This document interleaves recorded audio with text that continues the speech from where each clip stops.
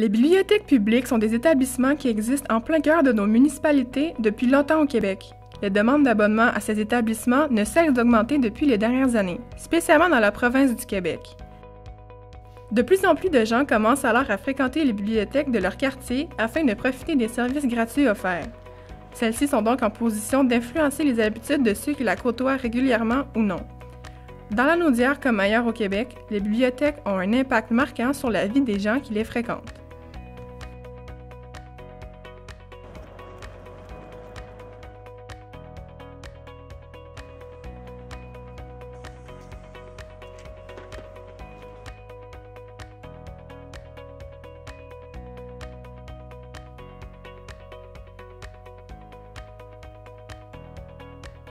Les bibliothèques publiques m'ont touché surtout quand j'étais plus jeune, avant de venir au Québec, juste parce que ça m'a donné l'accès aux livres, surtout à l'Internet, parce que moi, je n'avais pas d'Internet quand j'étais jusqu'à l'âge de 19 ans, et j'ai 28 ans maintenant. Donc, c'était surtout avoir l'accès au monde, parce que ma famille n'avait pas les moyens de nous permettre l'achat des livres ni de l'Internet.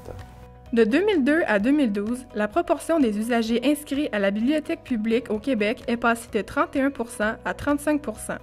Il n'y a jamais eu autant de personnes qui fréquentent les bibliothèques publiques sur une base régulière. L'expert Marcel Lajeunesse, ancien professeur de l'école de bibliothéconomie, ne remarque pas d'essoufflement dans la fréquentation des bibliothèques publiques. Moi, je dis que si vous donnez un service de qualité, si vous avez une politique d'accessibilité, si les gens savent qu'ils peuvent y trouver quelque chose d'important pour eux dans leur vie, que ce soit pour l'information, que ce soit pour trouver des loisirs, pour lire, pour la lecture, etc. Donc, à une offre de qualité, les gens répondent fortement. Bien, moi, je trouve que c'est bon pour éduquer, avoir de nouvelles connaissances, que ce soit pour les jeunes, les moins jeunes aussi, quelqu'un qui a un petit peu moins de sous, mais pour les jeunes, c'est des inciter beaucoup à visiter la bibliothèque et les enfants. Je vois beaucoup d'enfants qui sont à la bibliothèque quand j'y vais. La bibliothèque commence à être davantage considérée comme le troisième lieu, soit un endroit fréquenté important après la maison et le travail. La gratuité de l'abonnement et la grande disponibilité de documents font de la bibliothèque un lieu citoyen par excellence. Marjolaine Bertrand est bibliothécaire professionnelle et travaille à la bibliothèque Christian-Roy de l'Assomption depuis maintenant presque 10 ans. Elle aime ce métier particulièrement pour être en contact avec les gens et se rapprocher de la culture francophone. À la bibliothèque, on a toujours, j'ai travaillé dans plusieurs bibliothèques, on a toujours nos fidèles qu'on reconnaît, qu'on peut appeler par leur nom, il y en a qui viennent tous les jours faire la même, comme je disais, il y en a que c'est pour les journaux, mais il y en a que c'est juste pour venir jaser, venir chercher un livre de cuisine, ils reviennent le lendemain, ils viennent porter le livre, ils en reprennent un nouveau, il y en a que c'est ça, là, c'est vraiment, ils viennent aussi pour le côté social de l'histoire, des fois c'est la seule personne à qui on jasé de la journée pour certaines personnes âgées. Comme les bibliothèques publiques sont neuves, parce que moi je dis toujours que les bibliothèques publiques au Québec ont des racines qui sont courtes. Il s'agirait qu'un gouvernement dise « les bibliothèques publiques, ce n'est pas notre priorité au niveau de nos politiques culturelles pour qu'ils soient remis en question ». Pas totalement, mais c'est peut-être moins vrai maintenant parce que les municipalités contribuent beaucoup plus que l'État, que le ministère de la Culture. Les municipalités se sont impliquées. Et quand les municipalités s'impliquent, c'est bon signe. Les bibliothèques jouent aussi un rôle important dans le soutien à l'éducation et au développement de l'enfance.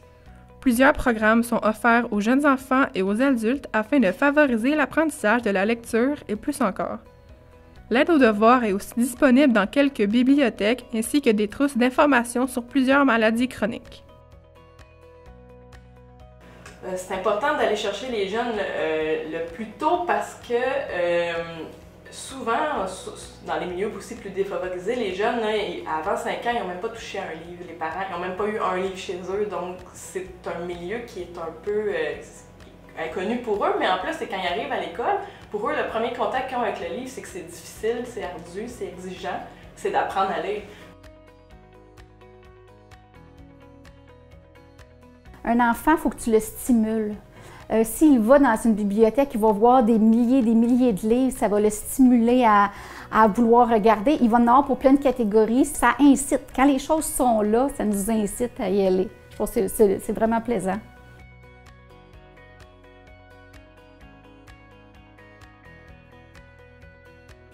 Plusieurs personnes différentes visitent chaque jour les bibliothèques publiques. Mais quelles sont les habitudes de fréquentation de ces utilisateurs des bibliothèques? À la bibliothèque de l'île des Moulins dans le Vieux-Terrebonne, les raisons qui amènent la population à fréquenter ce lieu sont diverses. Pourquoi appréciez-vous fréquenter les bibliothèques publiques? Premièrement, je dirais le coût, parce que je lis beaucoup. Alors, il était un temps, j'achetais beaucoup de livres, mais là, à un moment donné, ça coûte des sous, puis en plus, c'est que tu n'as plus de place pour les ranger. Pour la disponibilité des volumes, la capacité de les réserver quand ils les ont pas, tout ça, j'apprécie beaucoup. C'est vraiment pratique.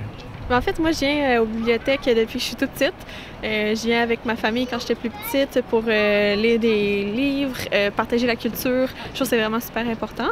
Puis j'ai comme redécouvert la bibliothèque récemment parce que je trouve que c'est une meilleure façon, plus écologique, de partager les connaissances pour pas acheter des livres puis qu'ils restent là, prendre la poussière.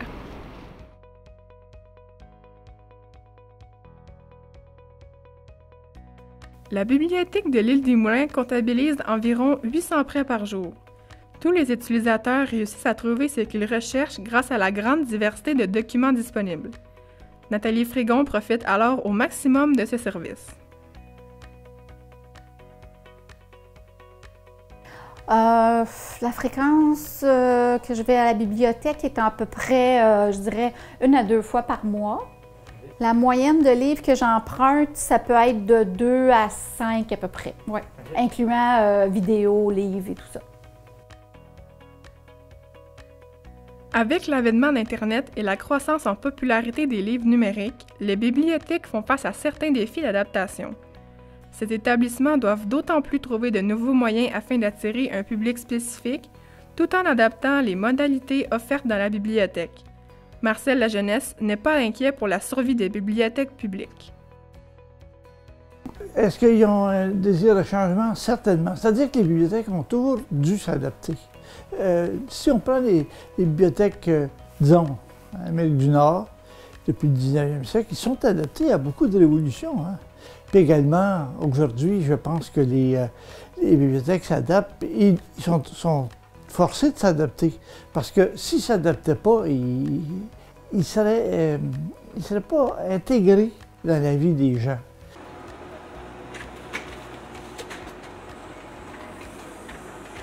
Je crois qu'aujourd'hui, l'Internet est devenu un partenaire des bibliothèques. Même si il y a des gens qui croient le contraire ou l'Internet a rendu obsolètes les bibliothèques. Je crois que les bibliothèques ont très bien travaillé avec l'Internet pour rendre des collections disponibles en ligne. L'idée, c'est que les gens, quand ils arrivent ici, se sentent confortables et qu'ils ont le goût de rester longtemps. Donc, ce qu'on voudrait, c'est être capable de peut-être installer un café pour que les gens puissent s'installer puis boire un café, rester plus longtemps puis manger peut-être leur lunch à un endroit, peut-être pas dans toute la bibliothèque, mais il y aura un endroit pour pouvoir manger lunch puis pouvoir retourner, par exemple, étudier après. Des espaces pour s'asseoir, pour être plus confortable. C'est ce qu'on aimerait avoir de plus ici, qui nous manquerait. L'avenir des bibliothèques publiques au Québec n'est donc pas assurément positif, mais c'est avec le travail de plusieurs professionnels passionnés et l'intérêt du public grandissant qu'elles réussissent à percer dans les municipalités. Les bibliothécaires professionnels font part de leurs prédictions et de leurs craintes sur l'avenir des bibliothèques publiques. Je crois que les bibliothèques qu'on les connaît aujourd'hui, ça va être quand même la base de la bibliothèque qu'on va connaître demain. Je crois qu'on va rester fidèle à notre mission de la base et c'est de rendre des choses souvent inaccessibles à la personne de tous les jours. L'idée de la bibliothèque silencieuse, je crois que ça va rester dans certains endroits dans la bibliothèque, mais je crois que la bibliothèque va devenir de plus en plus bruyante, où le monde échange des idées. Je vois pas nécessairement juste parce qu'ils peuvent avoir accès sur Internet à... C'est sûr que tu peux acheter des livres, mais ici, ils sont gratuits, hein? Fait que t'as beau vouloir... sur Internet, t'as beaucoup d'informations, mais t'as pas nécessairement les romans. Puis, tu sais, la côté divertissement, c'est sûr qu'ils l'ont beaucoup ici, mais à côté savoir, je sais que trouve beaucoup de choses sur Internet, mais c'est pas toujours aussi fiable. Les bibliothèques publiques ont un grand impact dans leur milieu. Des programmes sont mis en place dès l'enfance et des services de soutien à l'éducation apportent un intérêt grandissant à la fréquentation de ces établissements.